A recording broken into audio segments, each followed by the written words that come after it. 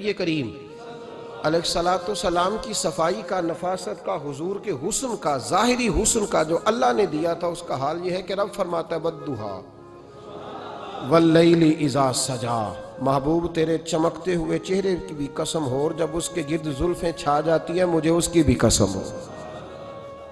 اور حضرت عبداللہ بن رواحہ نبی پاک کے صحابی ہیں، وہ فرماتے ہیں کہ حضور کوئی معجزہ نہ دکھاتے، نہ چاند توڑتے، نہ ڈوبا سورج موڑتے، نہ درختوں سے کلمہ پڑھواتے، کوئی معجزہ نہ دکھاتے، پھر بھی نبی پاک کا چہرہ اتنا خوبصورت تھا کہ لوگوں نے دیکھتے جانا تھا اور کلمہ پڑھتے جانا تھا۔ یہ حضور علیہ السلام کے ظاہری حسن کا حال تھا، لیکن اس کے باوجود اللہ کے محبوب آئینے کے سامنے کھڑے ہو کے کنگھی فرماتے تھے، تیل استعمال فرماتے تھے۔ اللہ کے محبوب علیہ السلام اپنے بالوں کے درمیان سے مانگ نکالتے تھے، آدھے بال ایک طرف ہوتے تھے، آدھے ایک طرف ہوتے تھے، اور صحابہ فرماتے ہیں کئی دفعہ حضور امامہ اتارتے تو ان بالوں کے بیچ جو خوشبو لگی ہوتی اس کا رنگ بھی ہم دیکھا کرتے۔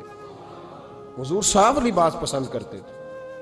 ایک شخص کو حضور نے دیکھا، اس نے میلے کچیلے کپڑے پہنے، تو حضور نے ٹھنڈی آہ بھری، فرمایا کاش یہ دھو کے کپڑے پہنتا۔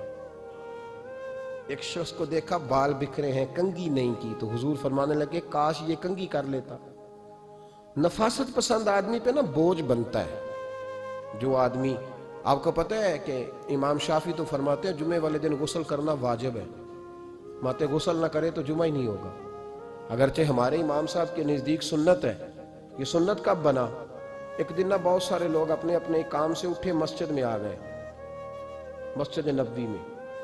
کوئی کسان تھا تو کھیت سے اٹھ کے آ گیا، کوئی مزدور تھا تو مزدوری سے اٹھ کے آ گیا۔ تو مسجد میں جب بہت سارے لوگ جمع ہوئے نا تو بعض لوگوں کو دقت محسوس ہوئی، تو رسول کریم علیہ السلام نے فرمایا کتنا ہی اچھا ہو کہ تم جمعے والے دن نہا کے آیا کرو۔ بس وہ صحابہ کا مزاج ہمارے والا نہیں تھا کہ تفصیل بتائیں، حکمت بتائیں، ملے گا کیا، ثواب کتنا، نہ نہائے تو گناہ، یہ کوئی نہیں۔ حضور نے کہا کہ نہا کے آؤ تو کتنا ہی اچھا ہے۔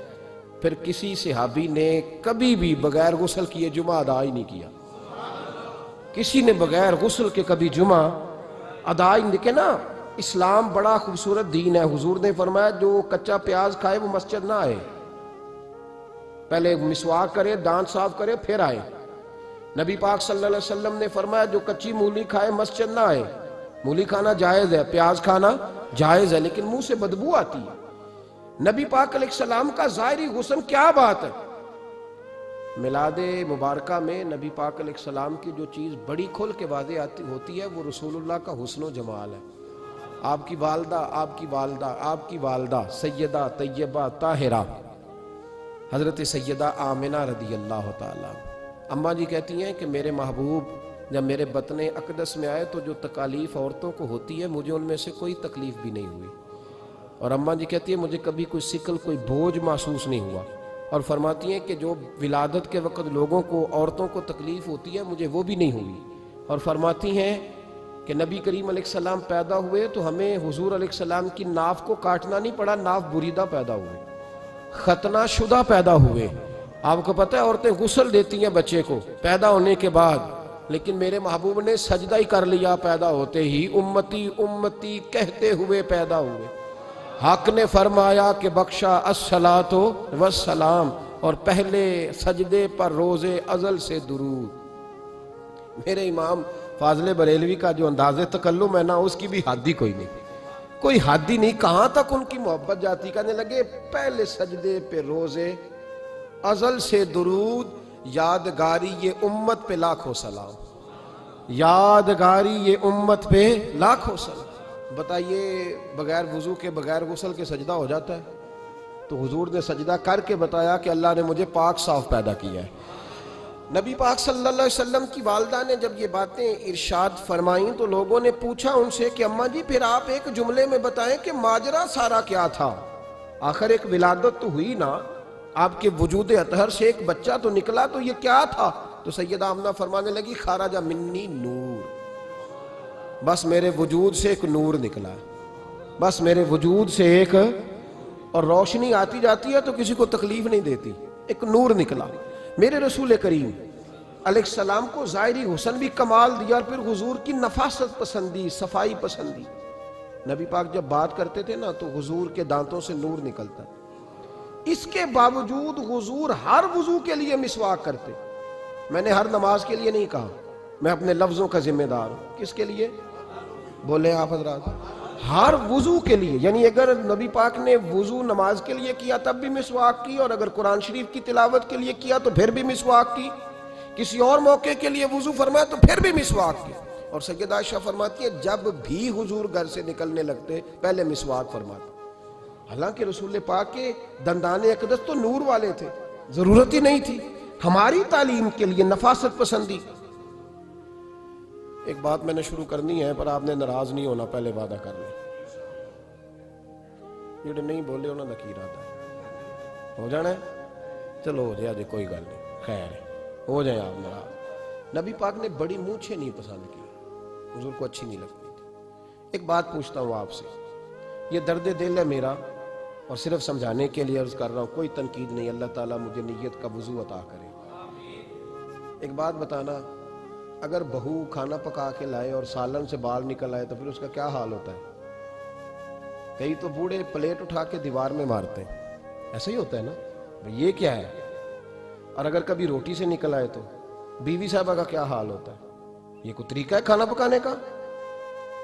اور اللہ تعالیٰ معاف کرے، اگر کبھی ہوٹل میں چلے جائیں امیر لوگ 15,000 کا ڈنر کرنے، تو وہاں کسی سالن کی پلیٹ سے بال نکل آئے تو پھر تو پیسے کیا دینے ہیں، پھر تو ان کو اور جرمانہ ہو جاتا ہے۔ یہ تو سارے بال نکل آئے تو مشکل، اور ویسے بھی جو نفاست ہے نا طبیعت کی، اس پر بوجھ بنتا ہے، بال کھانے میں ہو آٹے میں ہو تو بوجھ بنتا ہے۔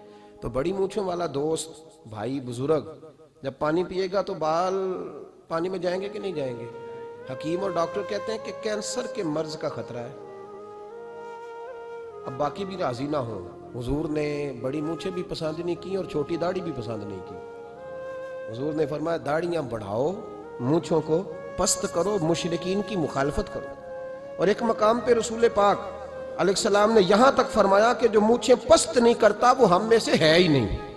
اتنے سخت لفظ۔ ایک صحابی تھے، آپ یقین کریں نا، کئی دفعہ دوستوں کو کہنا پڑتا ہے، اور کئی دفعہ نا مجھے محسوس ہوتا ہے کہ یار ہم روز ہی کہتے ہیں، لیکن کہتے پتہ کیوں ہے کہ بوجھ بنتا ہے وہ بندہ جو اس طرح کی تباہ کے ساتھ آتا ہے، جو حضور نے پسند نہیں کیا۔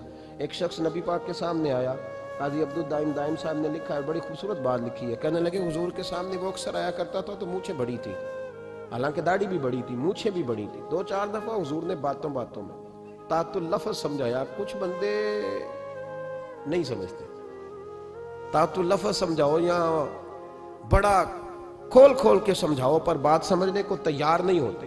پتہ نہیں کیا ایسا حسن ہے، بھئی جو حسن نبی پاک نے پسند نہیں کیا وہ کبھی حسن ہو سکتا ہے، کبھی خوبصورتی ہو سکتی ہے، وہ کسی کا ذاتی کلچر تو ہو سکتا ہے پر دین کی تہذیب نہیں۔ نبی کریم علیہ السلام نے کئی دفعہ سمجھایا تو ان کی سمجھ میں بات نہ آئی۔ ایک دن وہ بیٹھے ہوئے تو حضور نے ایک صحابی سے فرمایا کینچی لاؤ، کہنے لگے میں سمجھ گیا کہ میرے ساتھ کچھ ہونے لگا ہے۔ ساتھ ہی حضور نے فرمایا ایک مسواک بھی لانا، کہنے لگے میں نے کہا بچت ہو گئی، میرے تو دانت صاف ہے۔ تو یہ شاید اس کی بات ہونے لگی ہے جس کے دانت بھی ٹھیک نہیں۔ دونوں چیزیں جب آ گئی نا تو حضور اٹھے اور نبی پاک نے مسواک ان کے ہونٹوں پہ رکھی، اسی سے آبی ہونٹوں کے اوپر مسواک رکھ کے تو اوپر سے حضور نے مونچھیں کاٹ دی۔ فرمایا یہ نہ ایسا کرو، یہ چیز مجھے پسند نہیں ہے۔